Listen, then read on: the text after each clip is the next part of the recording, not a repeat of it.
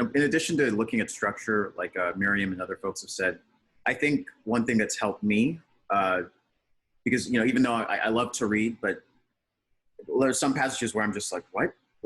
And I love reading, but I try to find the main point, quickly find the main point of every paragraph. And so I will, in my notes, I know Steve says that, you don't want to get too bogged down in like the underlining and stuff, but I will try to at least find the main point of different parts of the text so that I can at least have a sense of the overall flow of how each paragraph relates to the one before it.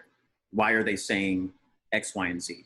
Are they starting with an introduction of a general overview? Are they mentioning critics in the beginning? Are they mentioning critics in the middle? Like, what does the author believe? I think that helps basically distill each paragraph into one sentence, because I would argue that each one basically could be.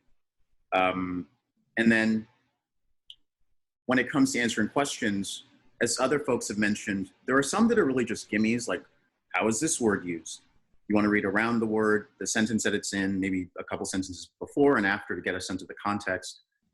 Main point, you should be able to do well. I think if you've read through and you can identify what's supporting evidence and then what's like bigger picture stuff. But as has already been stated, you don't want to get too bogged down in the details. I would even argue that sometimes passages that are more interesting can actually be a challenge too, because I'm reading, like I think Daniel mentioned lemurs. I love animals, so if I'm reading about lemurs and evolution or something, like, oh, this is kind of cool. Like, how did they evolve different behavioral? And then I'm like, wait, that's not what this is about. Like, I'm not supposed to be, this is an Animal Planet. I'm doing a test. So I think either way, like, sure, boring stuff can be challenging, but even stuff you like can be challenging because you might get sucked in, so I think focus on the main point, focus on structure, and just be mindful of time, I think could be helpful.